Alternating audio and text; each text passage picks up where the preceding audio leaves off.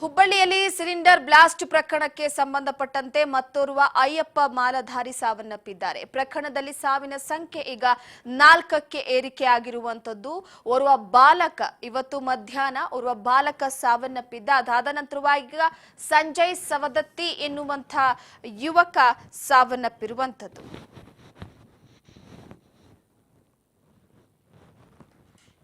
ಪ್ರಮುಖವಾಗಿ ಲಿಂಗರಾಜು ಬಿರನೂರು ಎಂಬ 19 ವರ್ಷದ ಯುವಕ ಚಿಕಿತ್ಸೆ ಫಲಿಸದೆ ಸಾವನ್ನಪ್ಪಿದ್ದ. ಭಾನುವಾರ ರಾತ್ರಿ ನಡೆದಂತಹ ಸಿಲಿಂಡರ್ ಬ್ಲಾಸ್ಟ್ ಪ್ರಕರಣದಲ್ಲಿ ಈಗ ಮತ್ತೋರ್ವ ದುರ್ದೈವಿ ಪ್ರಾಣವನ್ನ ಕಳೆದುಕೊಂಡಿದ್ದಾನೆ. ಹುಬ್ಬಳ್ಳಿಯ ಸಾಯಿನಗರದಲ್ಲಿ ಈ ದುರ್ಘಟನೆ ನಡೆದಿತ್ತು. ಅಯ್ಯಪ್ಪ ಸನ್ನಿಧಿಯಲ್ಲಿ ಗ್ಯಾಸ್ ಸೋರಿಕೆಯಿಂದ ಸಿಲಿಂಡರ್ ಬ್ಲಾಸ್ಟ್ ಆಗಿತ್ತು. ಅಯ್ಯಪ್ಪ ಸನ್ನಿಧಿಯಲ್ಲಿ ಹೊತ್ಕೊಂಡಿದ್ದಂತಹ ಬೆಂಕಿಯಿಂದ 9 ಮಾಲಾಧಾರಿಗಳು ತೀವ್ರವಾಗಿ ಗಾಯಗೊಂಡಿದ್ರು. ಗಾಯಗೊಂಡವರನ್ನ ಕಿಮ್ಸ್ ಆಸ್ಪತ್ರೆಗೆ ದಾಖಲಿಸಲಾಗಿತ್ತು.